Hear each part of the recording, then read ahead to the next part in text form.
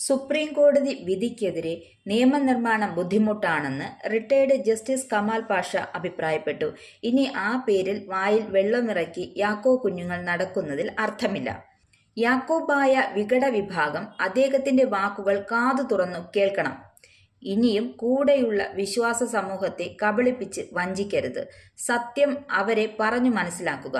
സത്യത്തോടൊപ്പം നിലകൊള്ളാൻ അവരെ പ്രേരിപ്പിക്കുക, പ്രോത്സാഹിപ്പിക്കുക. ഇനി അതേ ഉള്ളൂ നിങ്ങളുടെ മുന്നിലുള്ള ഏക വഴി. പകൽ സ്വപ്നങ്ങൾ മെനയുന്നത് അവസാനിപ്പിച്ച് സഭയിലെ തർക്കങ്ങൾ ഇല്ലാതാക്കി കേസുകൾ അവസാനിപ്പിച്ച് എല്ലാവരും ഒന്നിച്ച് ഒരൊറ്റ സഭയായി മലങ്കരയിൽ നിലകൊള്ളുക എന്നതു മാത്രമാണ് നിങ്ങൾ പറയുന്ന സഭാ സമാധാനത്തിനുള്ള ഏക മാർഗം.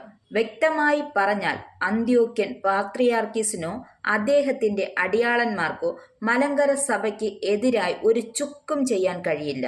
ജസ്റ്റിസ് കമാൽ പാഷ പറഞ്ഞു നിർത്തിയതുപോലെ ഒരു സമവായം ആഗ്രഹിക്കുന്നെങ്കിൽ സുപ്രീം കോടതി വിധിക്കും സഭാ ഭരണഘടനയ്ക്കും ഉള്ളിൽ നിന്നുകൊണ്ട് നിയമാനുസൃതം ഒരു സമവായം ഉണ്ടാകണം. അതിന് ഇരുകൂട്ടരും തയ്യാറാകണം.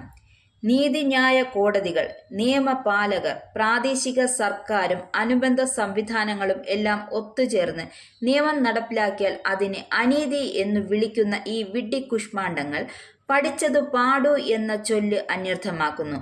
ഹൃദയം കൂടുതൽ നുറുങ്ങിയവർ അടുത്തുള്ള തയ്യൽക്കാരനെ സമീപിച്ച് തുന്നിക്കെട്ടുക.